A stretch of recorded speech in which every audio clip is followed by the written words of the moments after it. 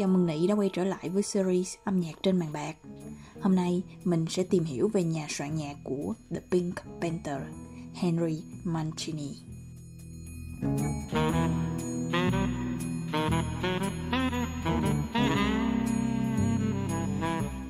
Âm nhạc của Mancini trải dài suốt 40 năm lịch sử điện ảnh, bao gồm nhiều thể loại khác nhau. Nhưng cho dù đó là thể loại nào đi chăng nữa, những giai điệu của ông vẫn luôn mang lại sự cuốn hút kỳ lạ đối với khán giả.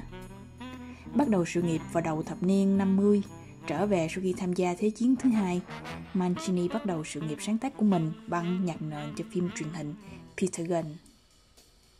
Vào thời kỳ hậu chiến đó, trong khi đa số các nhạc sĩ sẽ chọn sáng tác những bản nhạc hoành tráng như kiểu nhạc quốc ca để ca ngợi chiến thắng, thì Mancini lại là người tiên phong trong việc đưa một dòng nhạc mới, hoàn toàn khác lạ vào phim. Và dòng nhạc đó chính là nhạc jazz.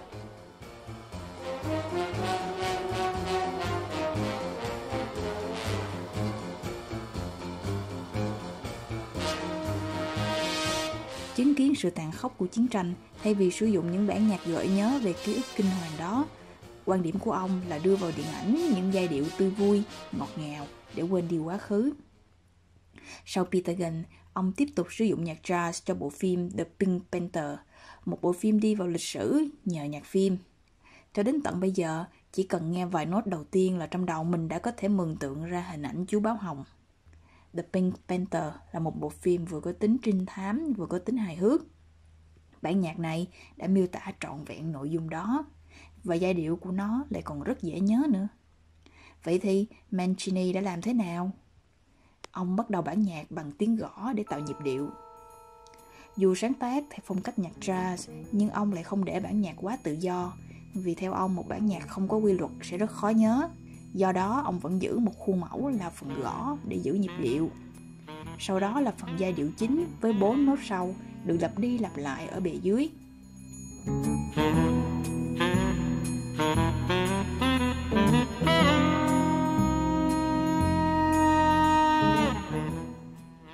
Sau phần này mới là phần biểu diễn ngẫu hứng của kèn.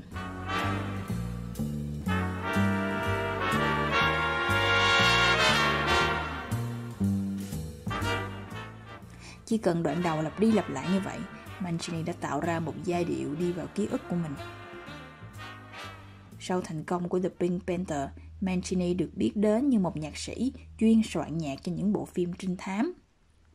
Ngoài việc đem nhạc jazz lên màn ảnh, ông còn thích thử nghiệm với nhiều âm thanh và nhạc cụ mới. Ví dụ như trong cảnh mở đầu của bộ phim Touch of Evil, bắt đầu từ tiết tích tắc của quả bom hẹn giờ. Mình hãy xem cách Mancini tạo ra một bản nhạc mang âm hưởng Cuba và kết nối nó với nội dung và cảnh quay như thế nào nha.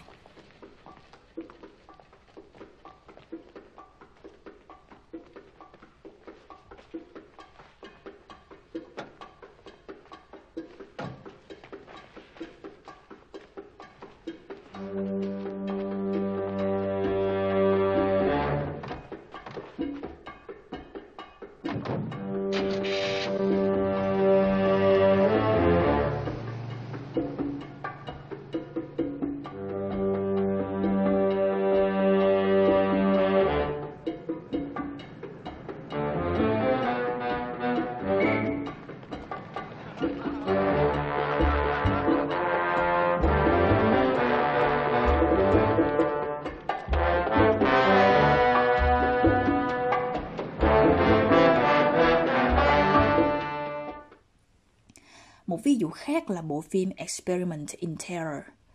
Đàn hạt vẫn là một nhạc cụ được gắn liền với sự thánh thiện, nhưng trong phim này trái lại, Mancini lại dùng tiếng gãy của đàn hạt điện tử ở điệu thứ để tạo sự rùng rợn.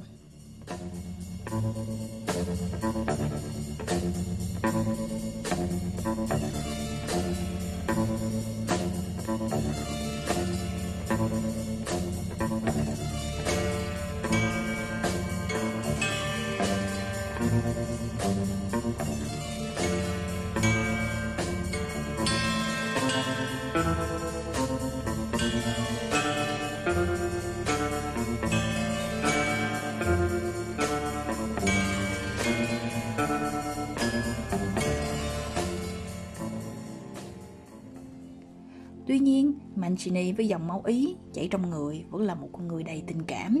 Do đó, bên cạnh những bản nhạc trinh thám, những khúc nhạc trữ tình với điệu pop ballad do ông sáng tác vẫn khiến trái tim bao người tan chảy. Mà nổi tiếng nhất có lẽ là bản Moon River do minh tinh Audrey Hepburn trình bày trong bộ phim Breakfast at Tiffany's. Ít ai biết rằng bản nhạc này ban đầu suýt nữa đã bị cắt bỏ để rút ngắn thời lượng phim, nhưng nữ diễn viên chính Audrey Hepburn đã quyết tâm giữ nó lại. Xuất phát là một diễn viên, Audrey Hepburn không phải là một ca sĩ chuyên nghiệp. Mặc dù đạo diễn đã gợi ý cho bà hát nhép, nhưng mà Mancini không đồng ý. Ông quyết định sáng tác một giai điệu dành riêng cho quãng giọng hạn chế của bà. Còn phần lời nhạc do Johnny Mercer viết lời, và nhờ đó mình đã có cảnh phim kinh điển sau đây.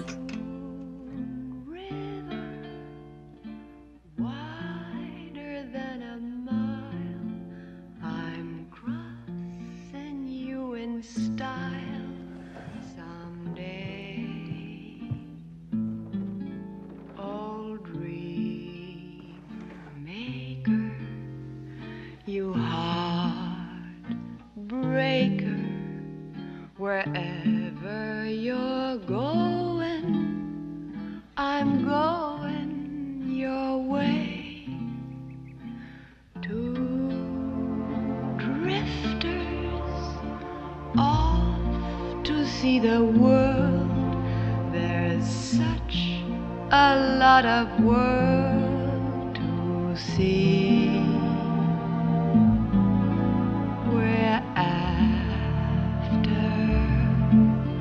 The same rainbows end, waiting round the bend. My huckleberry friend, Moon River and me.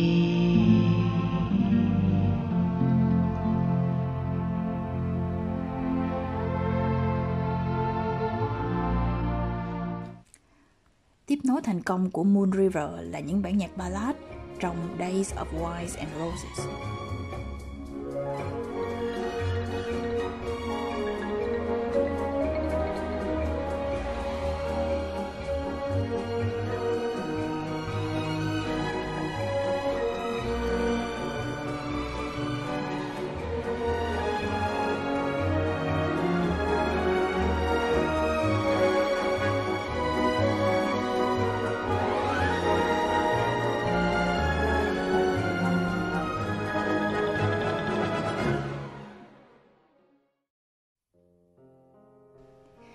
Sau mấy chục năm sáng chói, sự nghiệp của Henry Mancini bắt đầu đổ dốc từ đầu thập niên 80.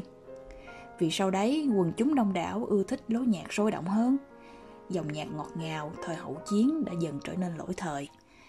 Lối viết nhạc trau chuốt của Mancini với những lời từ thật đẹp của một người như Johnny Mercer đã trở thành xa lạ. Cộng thêm sự xuất hiện của những ngôi sao khác như John Williams, Ennio Morricone, Howard Shore. Âm nhạc của Mancini lui dần vào quên lãng. Ông qua đời vào năm 1994. Tựa như ánh trăng trong lời bài ca Moon River, âm nhạc của Mancini huyền ảo, lãng mạn, như một kẻ gợi nên bao mơ mộng và cũng làm tan vỡ bao trái tim.